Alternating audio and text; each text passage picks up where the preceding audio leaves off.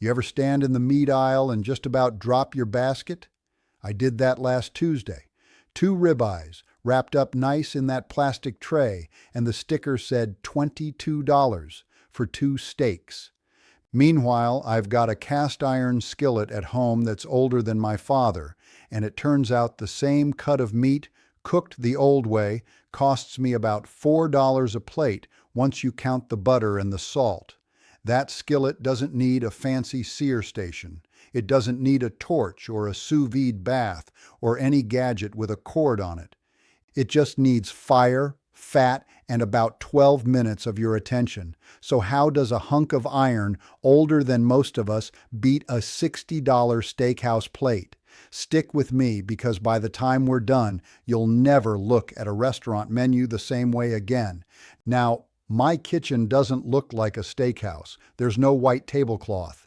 There's a wood stove in the corner, flour on the counter that never quite goes away, and a window over the sink that looks out on the barn. That's where I cook. That's where I learned to cook. And that's where this steak gets made, in a skillet that's been in this family longer than the barn has stood.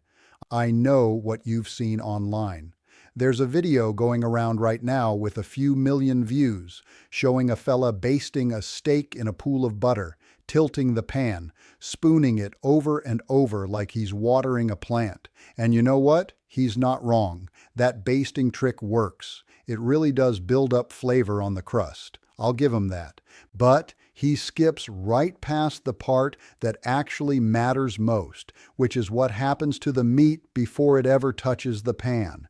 That's the part nobody talks about, and that's the part that turns a good steak into a great one. My grandmother taught me how to cook meat over fire when I was 7 years old.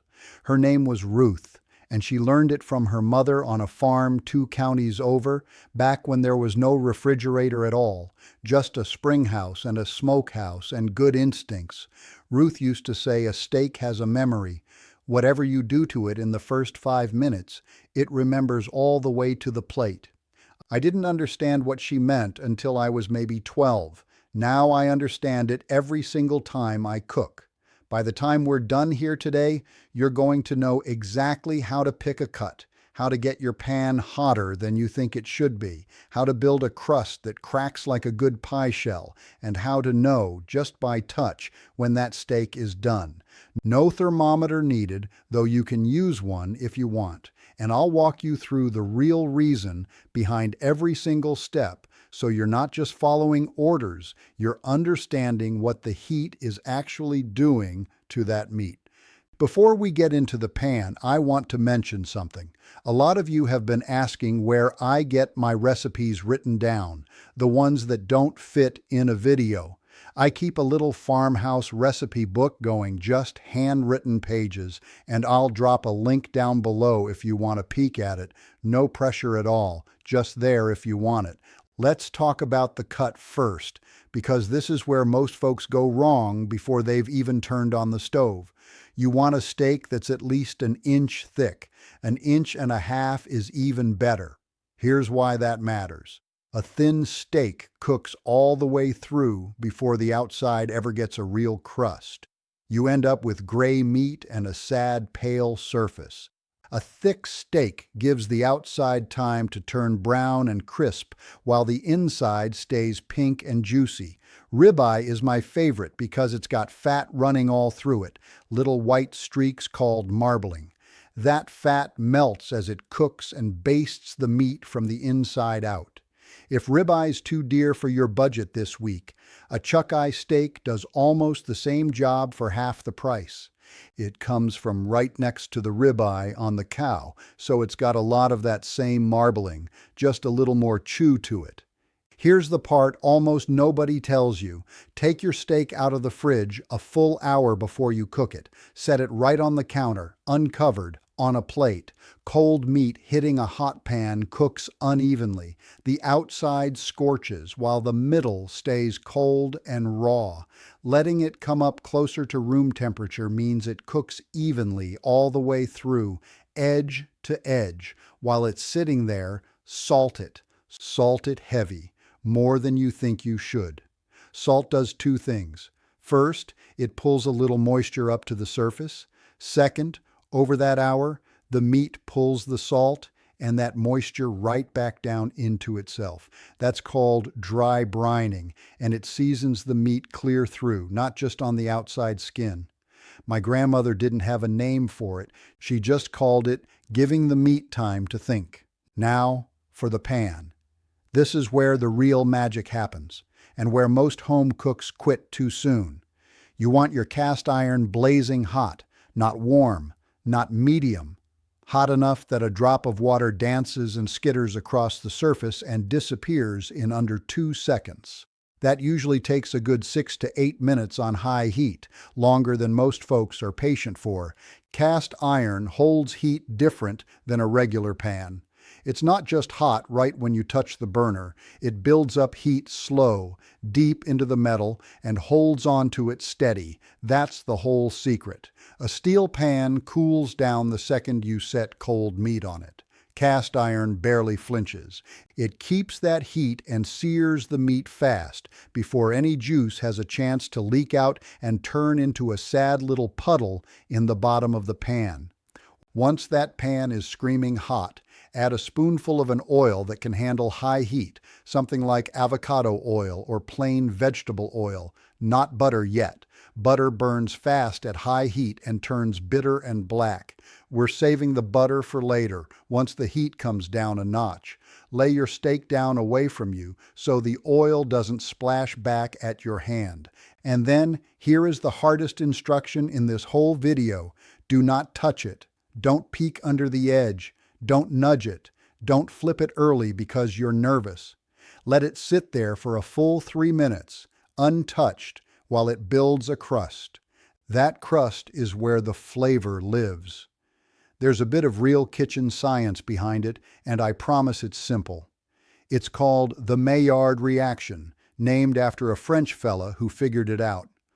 All it means is this: when the surface of the meat gets hot enough, above about 300 degrees, the proteins and sugars in the meat start bumping into each other and changing shape, and that creates hundreds of brand new flavors and that deep brown color, almost like toast. It's the same reaction that browns bread crust and turns onions sweet and dark.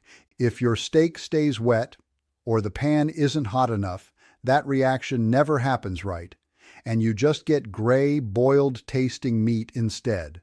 So the crust isn't just for looks. It's where nearly all the flavor gets built. After 3 minutes, flip it once, just once. Now drop in a good pat of butter, maybe 2 tablespoons, along with a few smashed garlic cloves and a sprig of rosemary or thyme if you've got it growing by the door. Tilt the pan toward you slightly and start spooning that melted butter over the top of the steak, again and again for the next 2 to 3 minutes. This is the basting trick from that video I mentioned, and like I said, it's a real technique. It works. The butter carries the garlic and herb flavor right into the crust, and it keeps that top surface moist while it finishes cooking. Now, how do you know when it's done without cutting into it and losing all that juice? Here's the old trick. No thermometer needed, though a thermometer's fine too if you feel more comfortable using one. Touch the tip of your thumb to your pointer finger and press the fleshy pad at the base of your thumb. That soft, springy feel is about what a rare steak feels like. Touch your thumb to your middle finger, and that firmer feel is medium rare. Thumb to your ring finger gets you medium. It's not perfectly scientific, but it's what cooks used before instant read thermometers ever existed, and it works once you practice it a few times. Here's the step everybody skips, and it might be the most important one of all.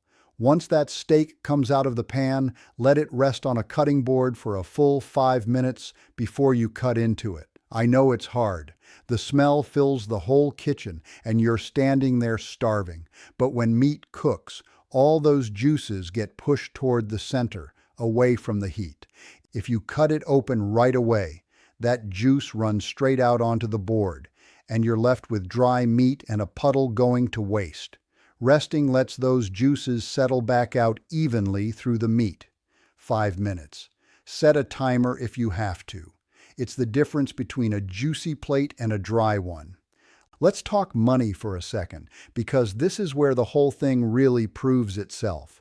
That chuck-eye steak I mentioned runs about $6 a pound at most grocery stores. One steak, a good hearty one, comes to maybe $4 once you add in the butter, the garlic, and the salt. A ribeye at a mid-range steakhouse with a baked potato and a vegetable on the side runs $30 to $40 easy, sometimes pushing $60 once you add a drink and a tip. Cook at home twice a week instead of eating out, and you're looking at real savings of over $200 a month. That's not pocket change. That's a car payment. That's a good chunk of a grocery bill for the whole rest of the week. So here's everything laid out together, plain and simple. Pick a thick cut with good marbling, at least an inch through. Let it sit out and come up to room temperature for a full hour, salted heavy the whole time it rests. Get your cast iron ripping hot, hot enough that water dances across it. Sear it untouched for 3 minutes on the first side. Flip once, add your butter and herbs, and baste it for 2 to 3 more minutes. Check it by touch, not by guessing, and let it rest 5 full minutes before you ever put a knife to it. Every single one of those steps matters. Skip the resting time, and you throw away everything the first 6 steps built. This week, before Sunday supper rolls around, do this. Buy one good thick steak, just one. Don't overthink it. Try this whole method start to finish, exactly how I laid it out. Pay attention to how loud that pan sizzles when the meat first hits it. That sound alone tells you if your pan was hot enough. If it's a quiet little sizzle instead of a sharp crackling roar, your pan needed another few minutes of heating. Now here's something I want to know from you. Everybody's got a way they check if a steak is done without cutting it open, some little trick passed down from somebody. Down in the comments, tell me the trick your family used, the one nobody outside your kitchen would know. I read every single one, and I always learn something new from you all. Next time, we're heading back to that same cast iron pan, and I'm going to show you how my grandmother made pan gravy right out of the drippings left behind, using nothing but flour, milk, and whatever brown bits are stuck to the bottom of the pan. Nothing gets wasted in this kitchen, not one drop. But for tonight, remember this: hot pan, thick cut, patient hands, and 5 minutes of rest. That's the whole secret, and it's been sitting in your kitchen the whole time.